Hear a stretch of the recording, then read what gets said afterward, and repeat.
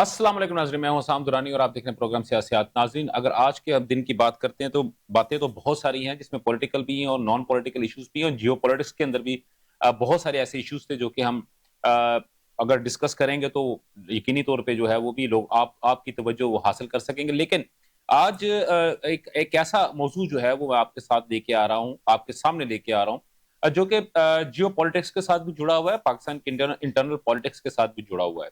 और वो है पाकिस्तान समेत पूरी दुनिया में बढ़ती हुई महंगाई। अगर हम देखते हैं तो सिर्फ और सिर्फ एक आपना हुर्मुज़ या स्ट्रेट ऑफ हॉर्मज़ की बंदिश के बाद अब पूरी की पूरी दुनिया जो है वो लरज़ उठी है। पूरी की पूरी दुनिया के अंदर कोई भी ऐसा मुल्क नहीं है जहाँ पर पेट्रोलियम मसनूआत की या तवानाई की जो मसनूआत की जो कीमतें हैं उसके अंदर होशरुबा इज़ाफ़ा नहीं हुआ। बाज़ जगहों पे तो हुकूमत ने अपनी अवाम को सहूलियत देने के लिए जितना भी उनका इज़ाफ़ा था वो अपने ऊपर उन्हें अब्ज़ॉर्ब किया और उनको उसी कीमत के ऊपर लेके जाने की कोशिश की, लेकिन आखिर कब तक उसको लेके जा सकते थे? अगर मैं अमेरिका की बात करता हूँ तो अमेरिका के अंदर भी पर गैलन जो कीमत है वो डबल से ज़्यादा हो चुकी है। बर्तानिया के अंदर भी कीमतें बढ़ चुकी हैं, इटली के अंदर भी कीमतें बढ़ चुकी हैं, फ्रांस में बढ़ चुकी हैं। पाकिस्तान के अंदर यकीनी तौर पे आपने देखा ही है कि वो कीमतें जो थी वो ₹55 पर लीटर जो था वो पाकिस्तान ने कीमतें बढ़ाई थी।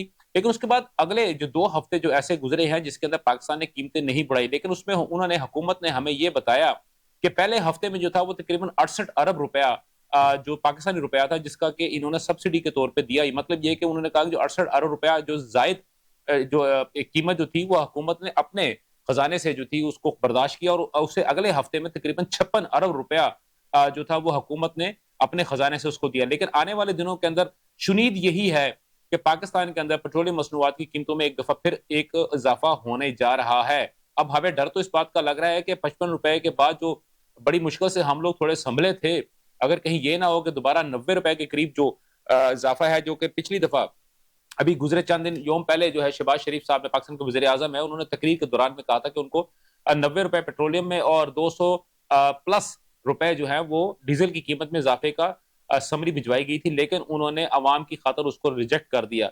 अल्लाह करे कि ये रिजेक्शन जो है इसी तरह चलती रहे और हुकूमत पाकिस्तान जो है अवाम को और मज़ीद जो है वो गहराई की तरफ या उनके ऊपर प्रेशर ना डाल सके क्योंकि आईएमएफ की जानिब से जो इंदिया दिया गया है उसके मुताबिक जो है पेट्रोलियम मसनूआत के ऊपर 18% सेल टैक्स जो है उसको दोबारा ऐड करने का या उसको इम्पोज़ करने की जो है वो उनकी जानिब से हदायत आ चुकी है। उसके साथ-साथ पाकिस्तान के अंदर जो सोलर पैनल हैं उसके ऊपर भी और उसके अलावा जो नए बनने वाले मकानात हैं उनके ऊपर भी टैक्सेशन लगाने का उनकी जानिब से हदायत आ चुकी हैं और अगर ये तमाम के तमाम चीज़ें यकमुश्त लागू की जाती हैं, तो यकीनी तौर पे पाकिस्तान के अंदर महँगाई का एक ऐसा तूफ़ान आएगा जो कि काफ़ी अरसे तक हमारी बैकबोन को रगड़ता रहेगा, रेंगता रहेगा। लेकिन अगर हम अपने हमसाया मुल्क भारत की जानब देखते हैं, तो भारत के अंदर भी पेट्रोलियम मसनूआत की कमी जो है वो हमें साफ तौर पे नज़र आई और बहुत सारी रियासतें, ख़ास तौर पे वो रियासतें जो कि बीजेपी के अंडर कंट्रोल में थी, वहाँ पे तो पेट्रोल पंप्स के ऊपर इंतहाई लंबी-लंबी लाइन्स लग गई। जैसे एक ज़माने में पाकिस्तान के अंदर सीएनजी हासिल करने के लिए गाड़ियों की लाइन्स लगी होती थी, लेकिन वहाँ पे मोटर बाइक और क्योंकि उनकी आबादी भी ज़्यादा है, लिहाज़ा वहाँ पे जो लाइन्स लगी, वो पाकिस्तान की लाइन से कहीं ज़्यादा बड़ी थी।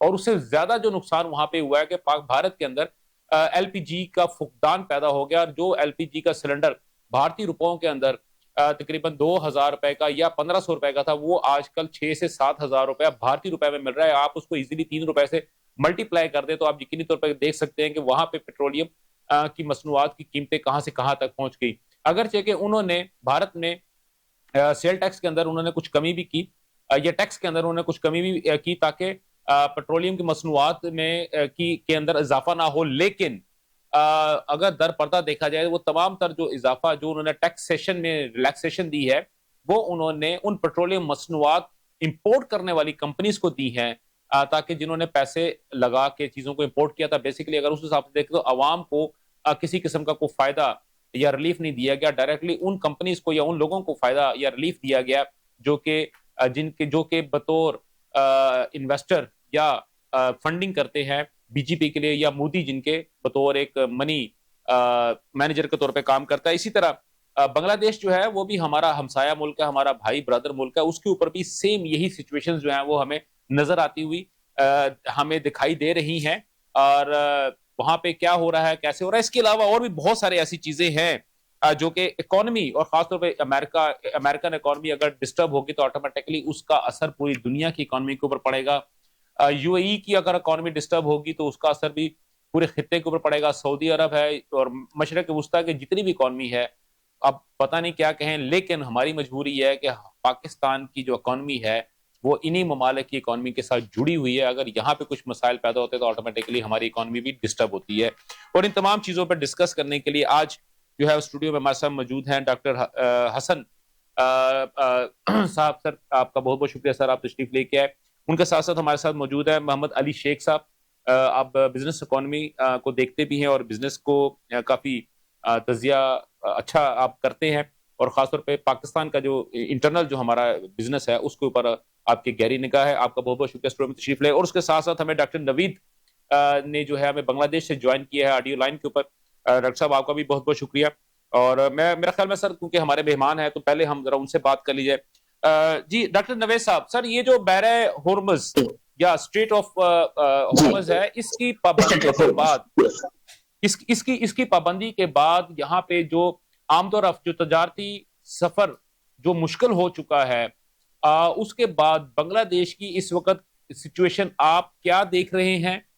क्यों? क्योंकि अगर हम सिर्फ खबरों की बात करते हैं तो खबरें तो एक अलग हमें मिल ही जाती हैं, लेकिन जो शख्स वहां पे मौजूद होगा यकीनी तौर पे उसको ज्यादा बिल्कुल ग्राउंड जीरो पे जो मौजूद होगा उसको ज्यादा इंफॉर्मेशन होगी। तो sir first hand information sir आपके पास क्या है सर इस बारे में? जी बहुत बहुत शुक्रिया।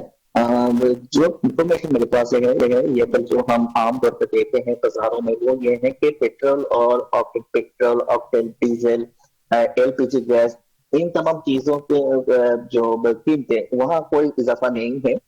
लेकिन जेट फ्यूल की जो कीमत वहाँ की जो कीमत वो बहुत ज्यादा बढ़ गई है।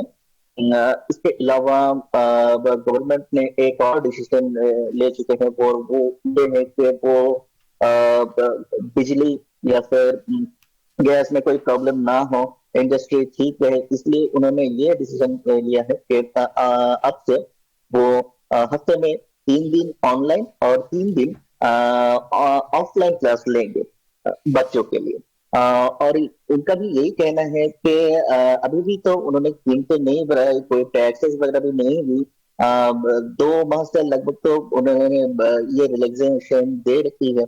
लेकिन ये कब तक ये चलेगी नहीं चलेगी इसके बारे में हम लोग कुछ नहीं कह सकते, बिकॉज अगर ये जंग बहुत दिनों तक रहेगी या फिर बहुत माह तक ये कंटिन्यू हो जाए तो जाहिर सी बात है कि यह जिन जिन चीजों में गवर्नमेंट रिलैक्सेशन दे रखी है like petroleum octane diesel day to day बाजार सब्जी मंडी वगैरह वगैरह, यहाँ ये जो चीज है इनकी चीजें भी डेफिनेटली बढ़ जाएगी।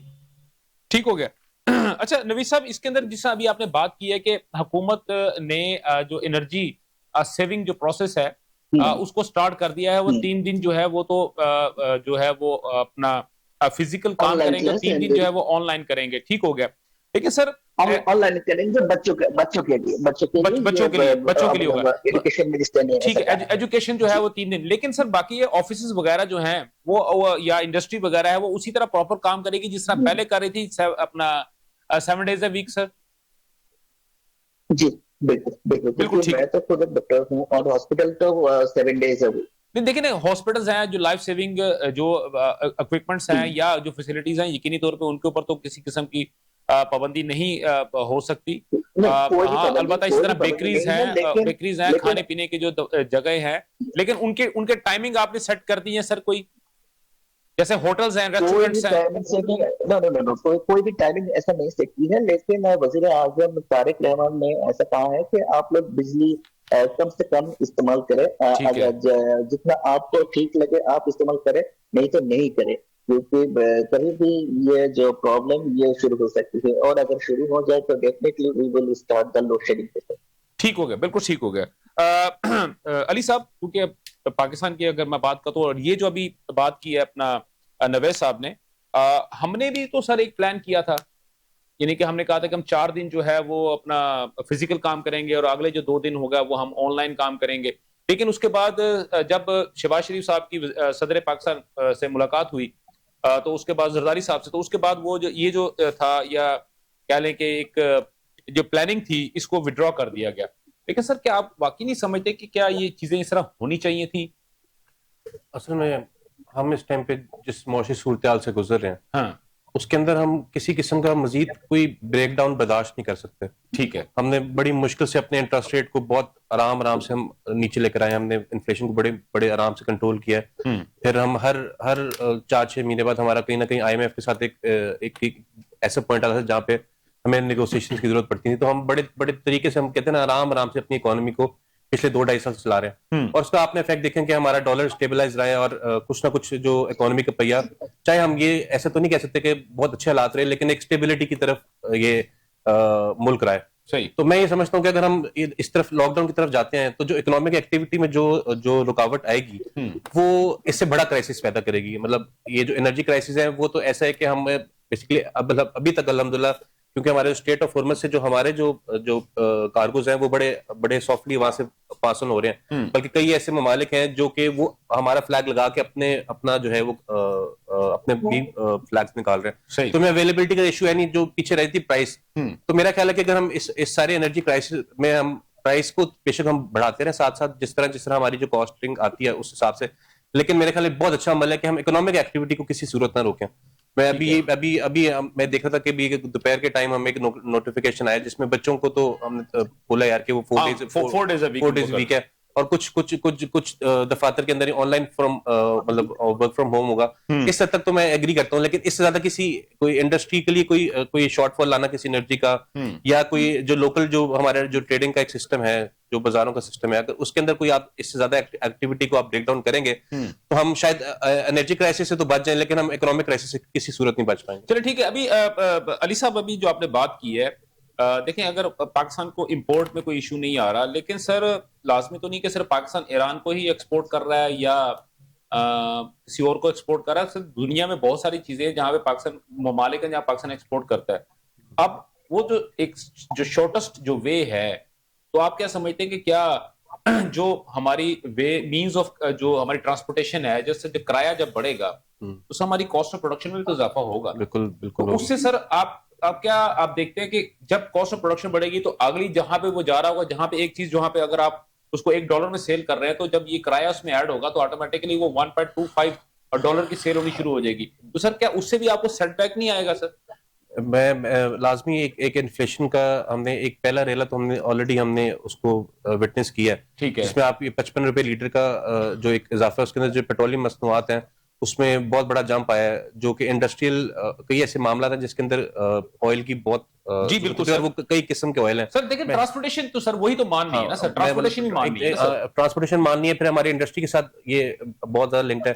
तो ऑलरेडी जो मेरे पास इंक्वायरीज आई है, तकरीबन जो प्रोडक्ट है उसके ऊपर 20% जो है वो इन्फ्लेशन जो ऑलरेडी लग गई है। यानी कि आप ये कह रहे हैं कि 20% एडअप हो चुकी है, यानी कि वही जो चीज, यानी कि इसका मतलब है कि जो चीज मैं कह रहा हूं कि $1 की है, वो समझे कि और ये बदकिस्मती से ये ज्यादातर जो चीजें हैं वो कंज्यूमर आइटम्स हैं। कंज्यूमर आइटम, तो ये बेसिकली डायरेक्ट इफेक्ट जो है इसकी आम आवाम होगी इस 20% की। ठीक हो गया।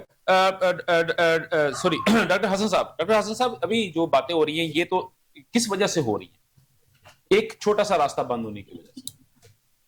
कहने को तो सर छोटा सा रास्ता है, लेकिन सर इसका इम्पैक्ट, जैसे मैंने पहले बात की थी कि एक बहुत बड़ा इसका इम्पैक्ट है। आप ये कह लें कि जैसे वो न्यूक्लियर चेन एक चल रही होती है कि 1 से 2, 2 से 4, 4 से 6, फ्यूजन जब हम कर रहे हैं तो 2 से 4, 4 से 8, 8 से 16, 16 से 32, तो हर चीज सर बहुत रैपिडली और बहुत बुरी तरह से जो चीजें इफेक्ट कर रही है। तो क्या ये जो चीजें हैं, आप क्या समझते हैं कि सर सिर्फ एनर्जी के ऊपर ही चीजें इंपैक्ट होंगी या बाकी जो मामलात जिंदगी हैं उनके ऊपर भी चीजें इंपैक्ट होंगी? देखिए, सबसे पहले तो शुक्रिया कि आपने मुझे इस बहुत अहम मौजू पे बात करने के लिए मुद्दा किया। देखिए, जो इंडियन ओशन है ना, इसके अंदर 7 क्रिटिकल चोक पॉइंट्स। ठीक है। उसमें स्ट्रेट ऑफ हॉर्मुज एक है, is one of them. Yes. फिर बाबुल मंदब है, हाँ, फिर मलाका है। ये 3 यानी क्रिटिकल चोक पॉइंट्स है। बाकी 4 और भी हैं जो कि इतने ज्यादा वो नहीं है critical, but these 3 are most critical. अच्छा, इन सब में फिर अगेन अगर आप टॉप रैंकिंग पे रखते हैं तो वो यही स्ट्रेट ऑफ हॉर्मुज है। ठीक है। अच्छा, स्ट्रेट ऑफ हॉर्मुज क्यों इतना इंपॉर्टेंट है कि जैसे आपने पहले भी सवाल उठाए, it's not only about oil prices. सबसे जो इंपॉर्टेंट चीज है वो ऑयल प्राइसेस से भी ज्यादा जो आपके जो फ्रीट्स हैं, फ्रेट, वो जो ट्रेवल कर रहे हैं उनकी जो इंश्योरेंस है, उनके रेट्स आसमानों को छू रहे हैं। बिल्कुल सर। क्योंकि जब हवा में मिसाइल और ड्रोन्स और वो फ्लाई कर रहे होंगे तो बहुत मुश्किल से कोई इस काम के लिए रेडी होगा कि वो अपना किसी जो है ना वो शिप को उस जगह से गुजारेगा। और इंश्योरेंस कंपनी जो है वो भी उसको इंश्योरेंस के लिए तैयार होगी। जी, तो ये चीज है। दूसरे नंबर पे आप देख लें कि जो टूरिस्ट इंडस्ट्री है या जो ट्रेवलिंग इंडस्ट्री है, देखिए दुनिया में मोस्टली जो डेवलपिंग कंट्रीज हैं उनका जो सर्विसेज सेक्टर होता है वो उनकी जीडीपी को 50% से ज्यादा क्या करता है, सर्व कर रहा होता है, सपोर्ट कर रहा होता है। जैसे इनपुट वहां से आ रहा होता है, इनपुट वहां से आ रहा होता है, जैसे पाकिस्तान है और ऐसे दूसरे कई मुल्क। ठीक है। आपने बांग्लादेश की मिसाल ले ली और आपने इंडिया के अंदर भी यही कुछ है। तो जब ये ट्रैवलिंग पे इतना ज्यादा यानी अनसर्टेनिटी हो तो आपका क्या ख्याल है कि टूरिस्ट या ट्रैवलर जो है वो उस इलाके का रुख करेगा? बिल्कुल नहीं करेगा। अच्छा जी, अगर उसकी कोई मिसाल के तौर पर उसका कोई डील वगैरह है, कोई ट्रेड है किसी के साथ, कोई उसकी कंसाइनमेंट है, तो क्या वो किसी के साथ उसको निगोशिएट करेगा? क्योंकि एक वॉर सिचुएशन है और मैं जाती तौर पे ये समझता हूं कि जिन लोगों ने, फिर उसके अलावा आप देख लें कि जो बैंकिंग सेक्टर है मिडिल ईस्ट के अंदर और स्पेशली यूएई के अंदर जितने या तो काफी श्रिंक हो गया ना सर, बहुत ज्यादा, यानी उसके ऊपर बड़े यानी चैलेंजेस का वो है उसके अंदर। फिर उसके बाद आप देख लें कि फ्यूल प्राइस ऑफ कोर्स इतना ज्यादा वो है। तो मैं ये समझता हूं कि चाहे वो ट्रेड हो, चाहे वो ट्रेवलिंग हो, चाहे वो एविएशन इंडस्ट्री हो, चाहे वो शिपिंग इंडस्ट्री हो, चाहे वो बैंकिंग सेक्टर हो, ये तमाम के तमाम जो वो हैं यानी इंडस्ट्रीज हैं या ये जो सेक्टर हैं। फूड को आप बोल रहे हैं सर? जी, और food, yes of course, food भी ना बोले ना सर, ठीक है ना। अच्छा, फिर उसके बाद देख लें, हम तो बड़े शुक्रगुजार होना चाहिए हमें कि हमें कम से कम पानी जो है ना वो अल्लाह का फजल है कि हमें पानी अवेलेबल है, और उनको पानी बनाना पड़ता है, और उनको पानी भी जो है ना उसका भी प्लांट्स और वो सारी चीजें बनाना पड़ता है। यस, तो आप मुझे ये बताएं कि ये सारी चीजें जब आप वो कर रहे होंगे, और दुबई जो है वो इस पूरे रीजन का एक इंडस्ट्रियल जिसे कहते हैं फाइनेंशियल हब है। जब आप हब के ऊपर जाके उसके ऊपर पांव रखेंगे तो फिर जाहिर सी बात है उसके पेरिफेरी में जितने लोग होंगे वो बहुत सवियरली अफेक्ट होंगे। ठीक है। और ये जो इसका वो है यानी इसकी जो कॉन्सिक्वेंसेस हैं, ये अगर जंग आज भी खत्म हो जाती है ना, और ये 4 वीक्स या 5 वीक्स की जो वॉर है ये खत्म हो जाए, तो इसके बाद एक इकोनॉमिक क्राइसिस मस्ट है, मार्क माय वर्ड्स। जो कि हमारा ख्याल ये यानी कि जो तजियाकार है या उनका ख्याल है कि कम से कम 6 माह लेगा, 6 माह लेगा। और दूसरी बात यह है कि देखिए ये जो कीमतें हैं ये वापस स्टेबल होने में और दोबारा इन चीजों को सेटल डाउन होने में ईयर्स लगेगी। ठीक हो गया, ठीक है, ठीक हो गया। और इसका सबसे बड़ा वो क्या है, एक आम आदमी जो है उसकी लाइफ इससे बहुत सवियरली अफेक्ट होगी। सर मैं इसी पे आता हूं, बांग्लादेश से शुरू करते हैं, एक आम आदमी के ऊपर, फिर पाकिस्तान से, फिर उसके बाद हम देखते हैं इंटरनेशनली क्या आता है। जी डॉक्टर साहब, आपने ये पूरी गुफ्तगू सुनी, और जैसे अभी डॉक्टर हसन मशवानी साहब ने कहा है कि एक आम आदमी जो कॉमन पर्सन है उसकी जिंदगी पे बहुत ज्यादा असर पड़ेगा। सर अगर फ्रेट बढ़ रहेंगे तो ऑटोमेटिकली सर आपका गंदम की ट्रैवलिंग महंगी पड़ जाएगी, तो गंदम महंगी मिलेगी, और जब गंदम महंगी मिलेगी तो खाना आपको, आटा जो है वो ज्यादा महंगा मिलेगा। इसी तरह अगर हम मीट की बात करते हैं, बीफ की बात करते हैं, पोल्ट्री की बात करते हैं, हर चीज की कीमतें सर बहुत स्पीड से बढ़ रही हैं। तो सर आप बांग्लादेश में सर इस सिचुएशन को किस तरह देख रहे हैं? और क्योंकि सर वजीर आजम जो है वो जो तारिक रहमान साहब है, आपकी उनके साथ अच्छी खासी जो है वो अंडरस्टैंडिंग भी है पर्सनली, पार्टी वाइज तो खैर जो है सो आपकी पर्सनल भी उनके साथ है।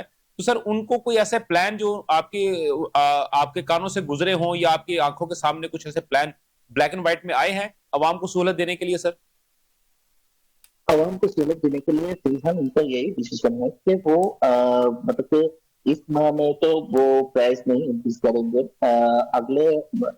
अगले मंथ पे भी वो इजाफा नहीं करेंगे, क्योंकि वो समझते हैं कि अगर रैपिड ये इजाफा हो तो आपको तो पता ही है कि it is a newly formed government, तो इस वक्त अगर ये इजाफा हो जाए definitely the situation will be very bad, and to control this situation he take this decision। लेकिन यहाँ भी कुछ प्रॉब्लम्स हम देख रहे हैं। फॉर एग्जांपल आपको तो पता ही है कि तमाम बांग्लादेशी, पाकिस्तानी और इंडियंस, ये इंडियंस दुबई या सऊदी या कतर, इन तमाम जगहों पे वो लोग रहते हैं, और sent remittance to the respective countries. और इस रेमिटेंस के ऊपर ही एक्चुअली बांग्लादेशी फाइनेंस डिपेंडेंट है, शेयर डिपेंडेंट है। फर्टिलाइजर्स के लिए भी हम इंपोर्ट्स के तौर पर ही डिपेंड करते हैं। Most of the fertilizers are from the western countries, या फिर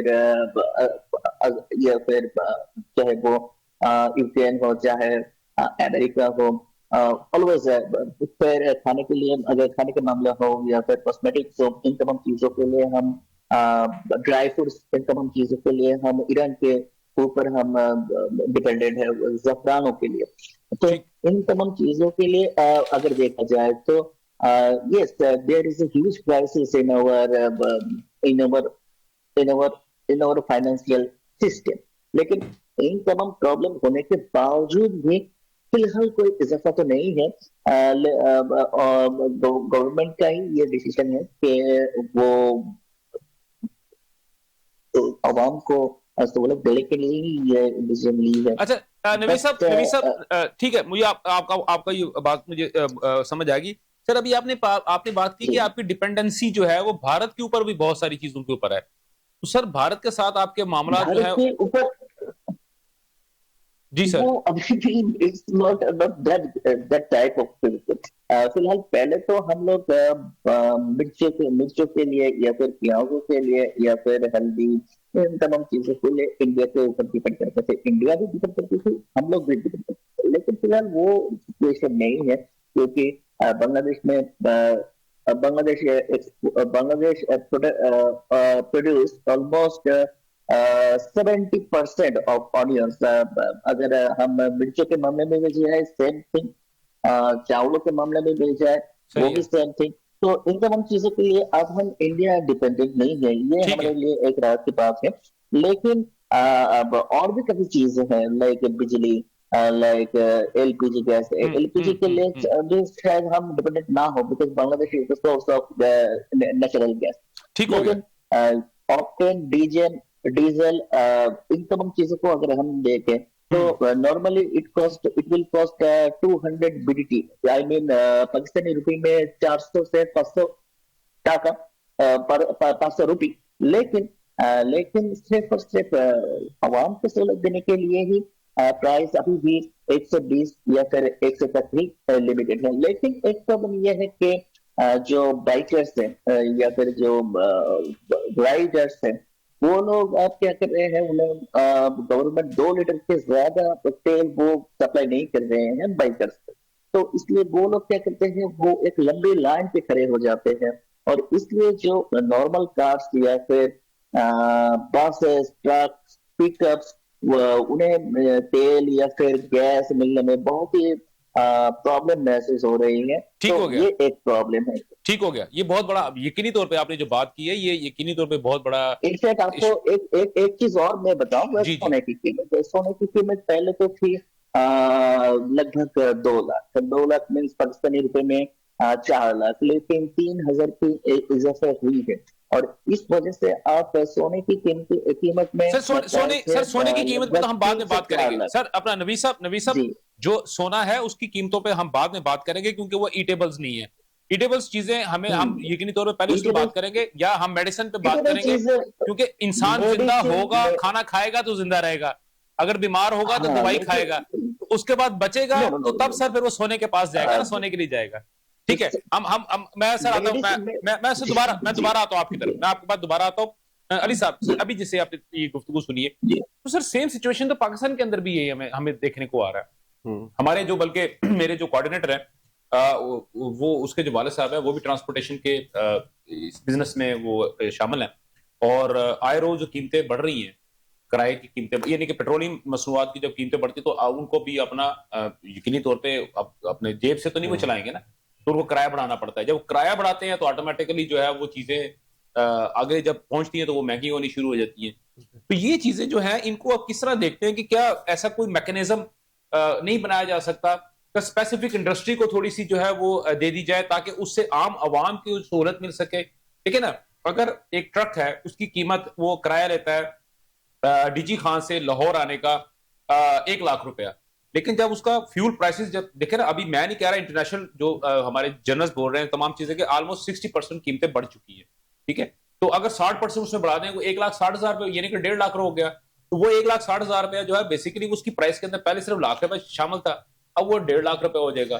तो सर इसमें कोई मैकेनिज्म नहीं हो सकता बाशमार इसकी कि पूरे पाकिस्तान को देना चाहिए एक टारगेटेड इंडस्ट्री को, अगर आप सब्सिडी दे दें? मैं आपने जब उनसे सवाल किया ये इसके ऊपर, जी जी, जो हमारा जो गंदम का इशू है, तो बेसिकली आप 2020 का कोविड का जो मसला है या ये 2026 की जंग है, हाँ, इसमें जो क्राइसिस है वो बहुत सिमिलर किस्म के हैं। क्योंकि सर 2020 में, सर सॉरी मैं आपकी बात काट रहा हूं सर, उसमें पेट्रोल या ऑयल बंद नहीं हुआ नहीं, लेकिन बता रहा हूं उसमें मूवमेंट का इशू था कि आप मूवमेंट का इशू था, तो उसकी मूवमेंट, यहाँ पे भी मूवमेंट का इशू है कि यार आप जब आपके पेट्रोल जब जो एनर्जी क्राइसिस है उसका सबसे पहला इशू जो हम भी डिस्कस करें ट्रांसपोर्ट का, वो मूवमेंट का इशू है। मूवमेंट का इशू है। तो उसके बाद बेसिकली दोनों के बाद जो क्राइसिस है वो दोनों के सिमिलर क्राइसिस है।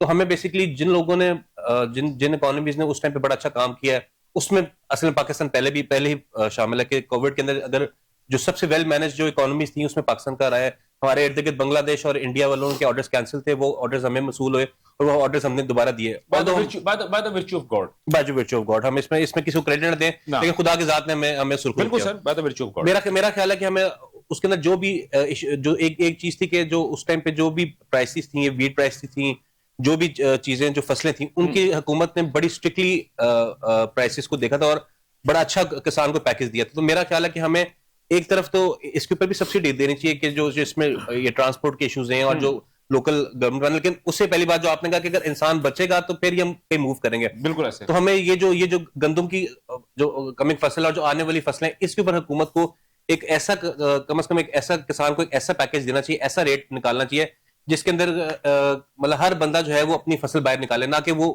अपनी जो फसल होल्ड कर ले। अगर ये रेट हुकूमत ने कम दिया और इसमें कोई मेजर सब्सिडी ना दी और ये होल्डिंग होगी फार्मर की तरफ से, तो हम ये सब बाकी सब पैसे भूल जाएंगे और हमें सिर्फ खाने के लाले पड़ जाएंगे। तो मेरा जाती ख्याल है कि चाहे हम एनर्जी क्राइसिस को मेंटेन करने के लिए हम ट्रांसपोर्ट को देखें, लेकिन सबसे पहले जो हुकूमत की प्रायोरिटी होनी चाहिए वो उनको फूड सिक्योरिटी को मद्देनजर रख के जितनी आपकी फसलें उनका प्रॉपर रेट देना चाहिए। शेख साहब, अभी आपकी इसी बात को मैं आगे लेके चलता हूं। आपने कहा तो देखें, पाकिस्तान, हमें ये बताया जा रहा है कि हम जो मोटर बाइक्स हैं और रिक्शाज जो हैं, जो कि आम ट्रांसपोर्टेशन के लिए इस्तेमाल होते हैं, उसके लिए हमारी हुकूमत जो है प्लानिंग कर रही है कि एक ऐप बनाएगी और उसमें राशनिंग हो जाएगी उसके ऊपर, ठीक है।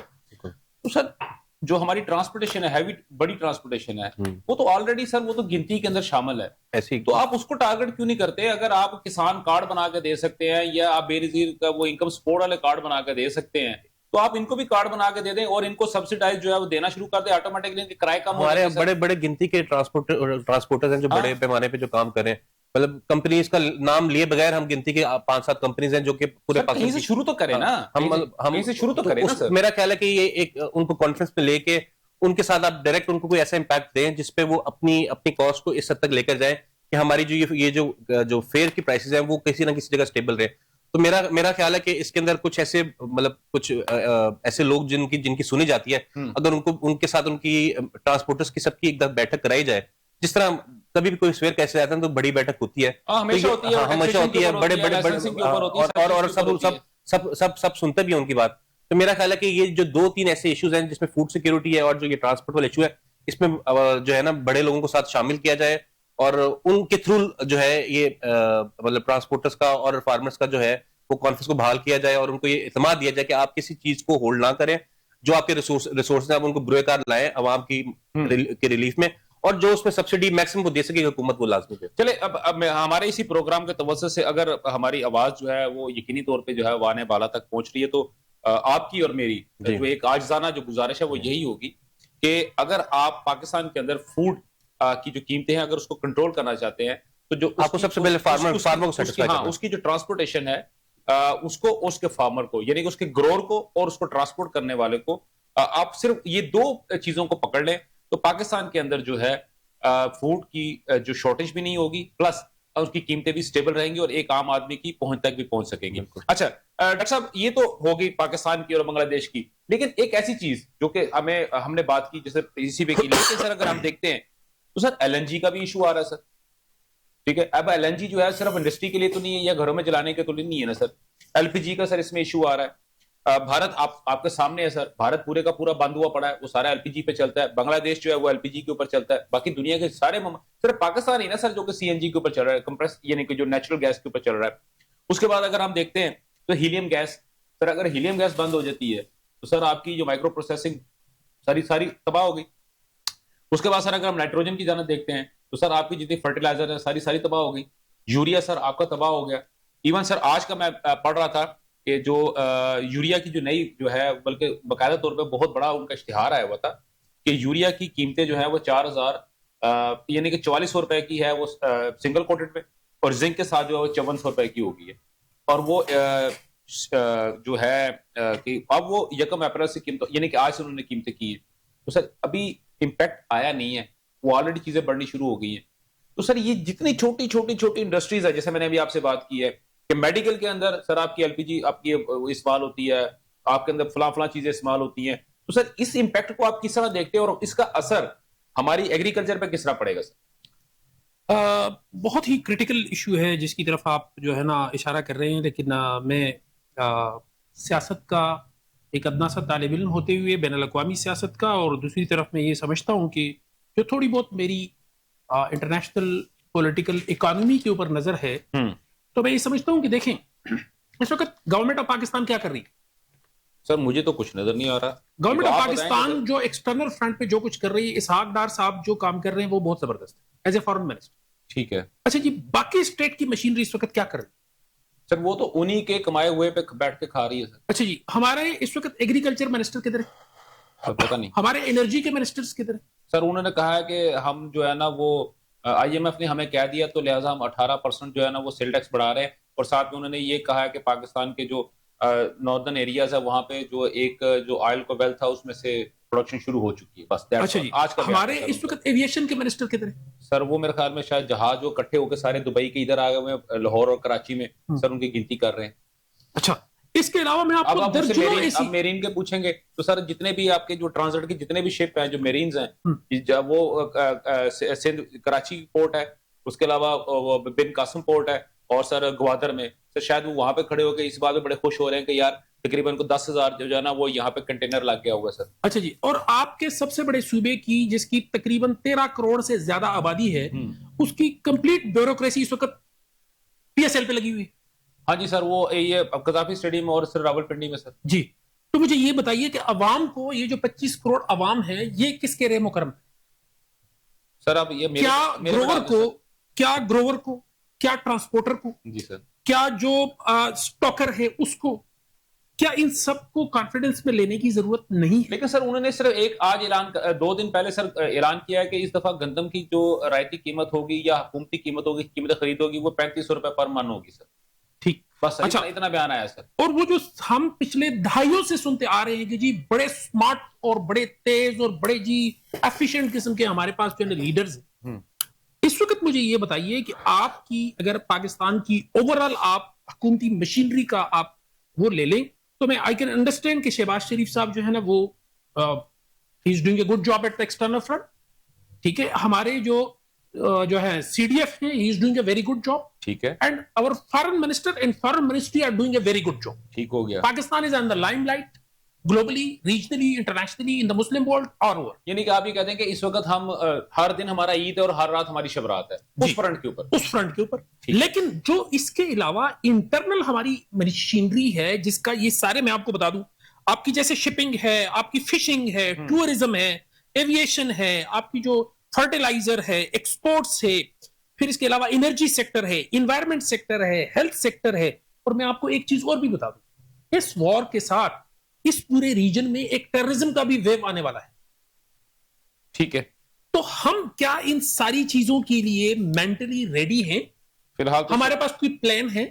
सर प्लान होता तो हम ये डिस्कस कर रहे होते। अच्छा जी, इसके अलावा हटके इससे चीज ये है कि मुझे ये बताइए कि इस वक्त अगर दुबई एयरपोर्ट जो है वो क्लोज होता है, तो जो कराची जना एयरपोर्ट है, इट वाज द बेस्ट हमारे पास अवेलेबल टाइम था कि हम इस वक्त उसको कैपिटलाइज करते, हम उसको एक अल्टरनेटिव रूट को हम एस्टेब्लिश कर लेते। लेकिन हमने क्या किया, हमने दुनिया के जितने एयरलाइंस हैं उनको ये बताया हुआ कि भाईजान आप आते हुए अपने साथ अपना तेल लेके आए। तेल लेके। अच्छा जी, मुझे ये बताएं, जब अपनी खा लो तो साड़ी लेंदे आओ। हाँ, तो मुझे ये बताएं कि जब मैं किसी एयरलाइन को ये कहूंगा कि आप अपने साथ अपनी तेल लेके आए, ठीक है, तो वो आएगा मेरे पास, लैंड करेगा? कभी भी नहीं आएगा। अच्छा, एक जो एरोप्लेन लैंड करता है वो सिर्फ ऑयल की रिफ्यूलिंग नहीं करता, नहीं, आपका वहां पे टूरिस्ट आता है, बिल्कुल आपकी होटलिंग को, आपकी सर्विसेज इंडस्ट्री को, सबको क्या मिलता है? बूस्ट मिलता है। बूस्ट। चलिए सर, ना भी हो सर, कम से कम वो आपकी एयर स्पेस को यूज करने का आपको किराया दे रहा होगा, किराया सर दे नीचे रहा उतरेगा, आपको टैक्स देगा, आपको हर चीज देगा, आपकी सिविल एविएशन को वो करेगा, हाँ। वो यानी सर्व करेगा, ठीक है।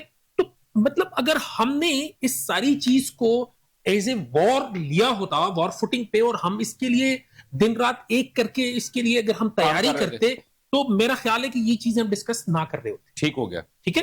इस पे प्लानिंग की जरूरत है, इस पे गवर्नमेंट की तमाम मशीनरी को, इसको जो है ना, उसको एक्टिवेट करने की जरूरत है और उसको पुश करने की जरूरत है। वो जो शहबाज शरीफ साहब सुबह 7 बजे उठ के ना पंजाब में जाके जो है ना वो करते थे, मेरा ख्याल है कि उनको अपनी जगह पे किसी बंदे को इस काम पे लगाना चाहिए कि भाई आप जाएं और इससे पूछे कि आप लोग क्या कर रहे हैं। ठीक है, ठीक है। इस वक्त क्या होगा कि जी, अब हमारे यहां जैसे फूड की बात हो रही थी, हाँ जी, ठीक है, अब मुझे ये बताएं कि जब आपकी ऑयल प्राइसेस इतनी ऊपर चली जाएगी, तो आप मुझे ये बताएं कि क्या आपकी जो सब्जियां हैं आपके मुल्क के अंदर, एक गरीब आदमी क्या खाता है? वो सब्जी खाता है। ठीक है। जब आपकी सब्जियां ही जो आउट ऑफ रीच हो जाएंगी, तो क्या आम आदमी जो है उसको परेशानी नहीं होगी?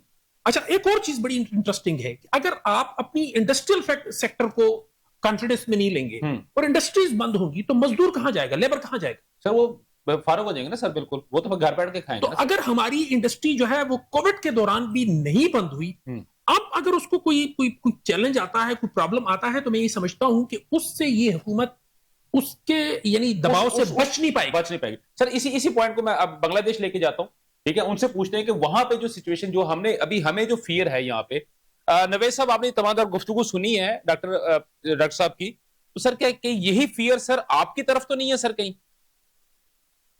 नो, यहाँ सब कुछ ठीक ठाक ही है, बल्कि बाजार से लेकर आप जहां भी जाए, तो कोई भी मसला अभी तक तो नहीं है, और हम उम्मीद भी करते हैं कि अगले 2-3 माह तक भी सेम सिचुएशन ही रहेगा। तो यह ऐसा कोई मसला नहीं है।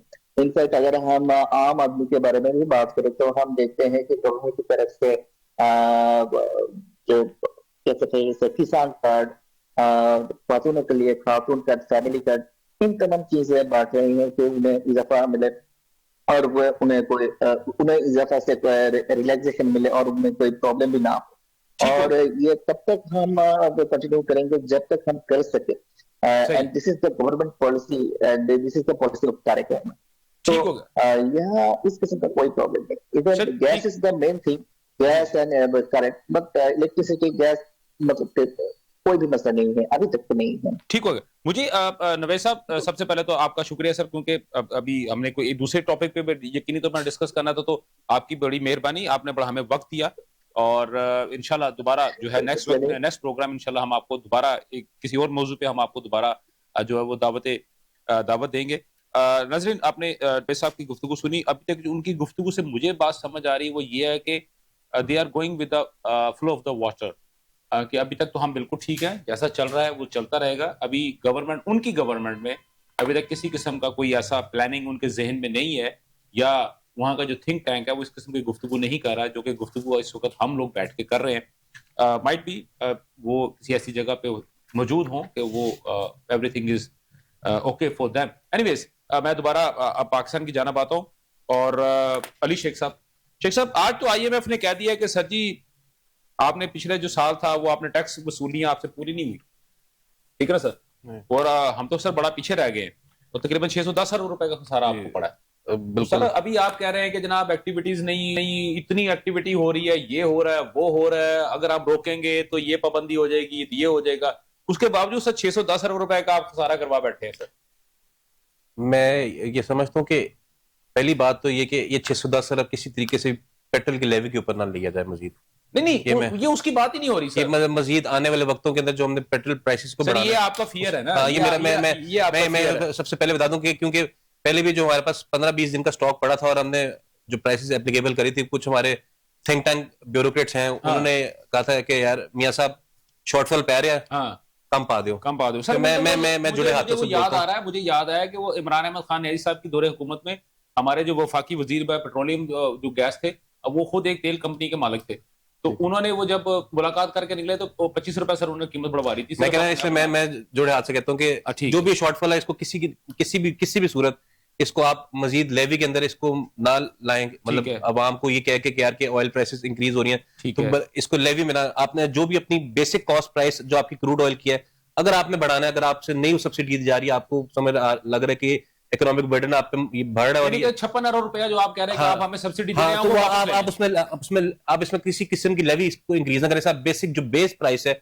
सर उसको इंक्रीज करें। ठीक है, तो दूसरा ये बेसिकली बेस प्राइस, मैं नाज़रीन के लिए थोड़ा सा बता दूं कि बेस प्राइस इंक्रीज करने का इनका मतलब ये है या इनका मकसद ये है कि फर्ज करें हुकूमत कह रही है कि 56 अरब रुपए का हुकूमत ने अवाम को सब्सिडी दी है, वो ये कह रहे हैं उस सब्सिडी को खत्म कर दे, आप जितने का परचेज किया उतने का हमें दे दें। बिल्कुल ऐसी है। ठीक है जी सर, आगे। और जहां पर ये शॉर्टफॉल की बात, तो उसका जो सारा मसला है वो हमारा इंडस्ट्री से लिंक्ड है, और वो इंडस्ट्री तब तक हमारी नहीं होगी जब तक हम सिंगल डिजिट इंटरेस्ट रेट में जाएंगे। ये टॉपिक बेसिकली जंग से थोड़ा सा मुख्तलिफ हो जाएगा अगर हम देखें ना, मैं नो डाउट सर जंग से क्योंकि अभी आप देखें ना, आज सर 33वां दिन है जंग का जी, 33 दिन हो गए सर पाकिस्तान से कोई एक्सपोर्ट हुई है?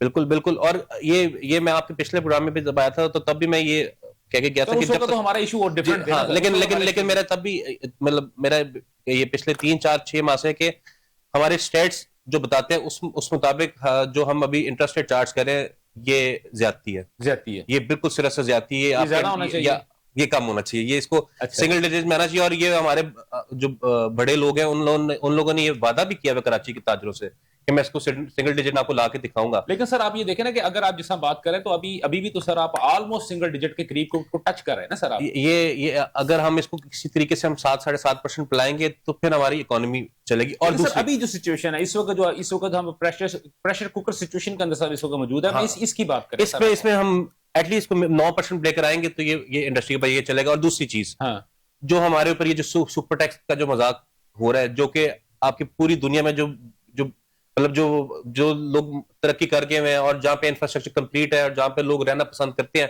उधर भी जो है ना ये टैक्सेशन नहीं बनती। ये 52-53% जो अभी आपने बात की ना, ये थोड़ी देर पहले जो ना मैं और डॉक्टर साहब जो ऑफ कैमरा हम इसी पे बात कर रहे थे कि जो डेवलप कंट्रीज होती हैं उनकी जो इकोनॉमी होती है वो फ्लक्चुएशन किसी तरह भी ऑब्जॉर्व नहीं कर सकती, उसके अंदर वो इस किस्म की हिम्मत नहीं होती या उसके अंदर गैप नहीं होता, यानी वो पॉजिटिव चीज भी लेके आ सकते तो नेगेटिव को भी बर्दाश्त भी नहीं कर सकते। लेकिन जो अभी आप बात कर रहे हैं क्योंकि उसके हिसाब से तो यही है कि लेकिन आप मुझे 53% किसी भी दुनिया की कोई इकोनॉमी जो 53% अपने टैक्स पे से 53% टैक्स ले रही होगी, मैं गिव अप कर दूंगा। चलें सर, आपको बेसिकली टैक्स कलेक्शन बढ़ानी तो आपको टैक्स रेट कम करना है, टैक्स रेट करना ठीक होगा। ये बहुत सीरियस आप बहुत वैलिड पॉइंट है कि अगर आपने टैक्स कलेक्शन या टैक्स हमने उसका नेट बढ़ाना है, आपको मैं आज आपको मैं वसूख से बात बोलता हूँ कि आपकी ये जो IMF का ये जो शॉर्टफॉल है, आप आज ये सुपर टैक्स को खत्म करें, आपको विद इन 1 क्वार्टर आपको जो है ये आपका शॉर्टफॉल खत्म हो जाएगा। ठीक हो गया।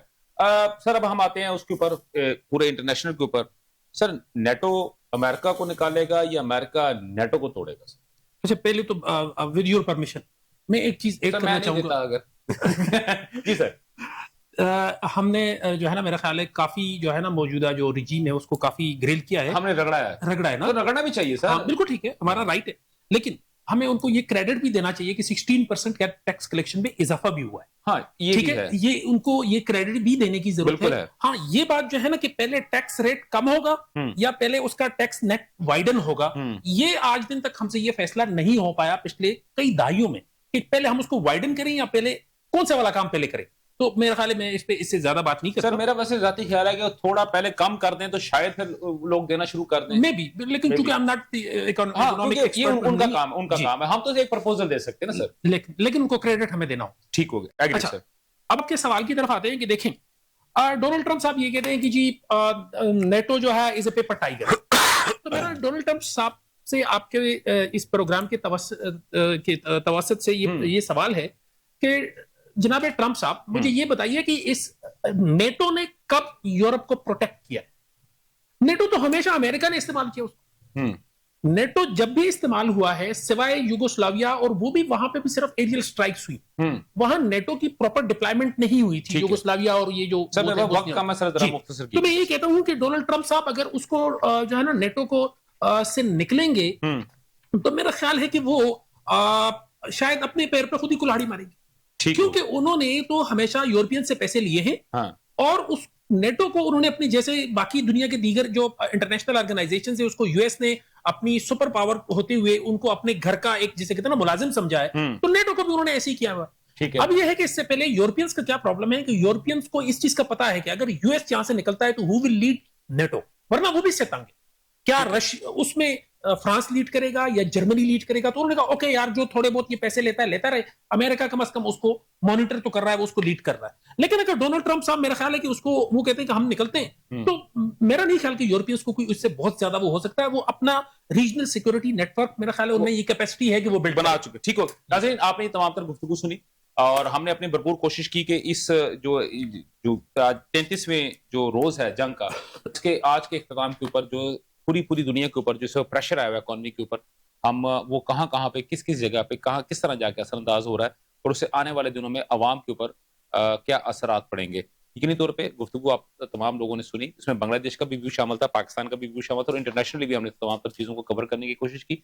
इंशाल्लाह कल दोबारा सेम वक्त सेम चैनल आपसे मुलाकात होगी। तब तक मुझे और मेरी पूरी प्रोडक्शन टीम को इजाजत दीजिए। अल्लाह हाफिज। पाकिस्तान पाइंदाबाद।